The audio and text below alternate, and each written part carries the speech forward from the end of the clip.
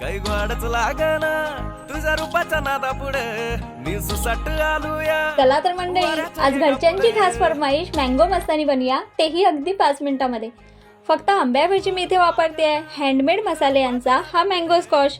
चवीला उत्तम असा हा मँगो स्कॉश आणि आईस्क्रीम दुधामध्ये करूया मिक्स.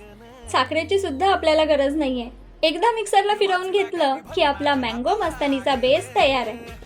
आता एका ग्लासमध्ये घेऊया हा मँगो मस्तानीचा बेस, थोडासा आईस्क्रीम, ड्रायफ्रूटचे तुकडे आणि वरून टूटी फ्रुटीने छान सजवून घेऊया की आपली परफेक्ट झटपट अशी मँगो मस्तानी तयार. तर या उन्हाळ्यात तुम्हाला सुद्धा मँगो लस्सी, मँगो कुल्फी अशा रेसिपीज ट्राय करायच्या असतील तर एकदा हा मँगो स्कॉश नक्की ट्राय करा. तसंच कोकम आगळ, कोकम सिरप आणि सर्वांचं फेवरेट कैरी पन्हे सुद्धा हँडमेड मसाले यांच्या साईटवरती उपलब्ध आहे.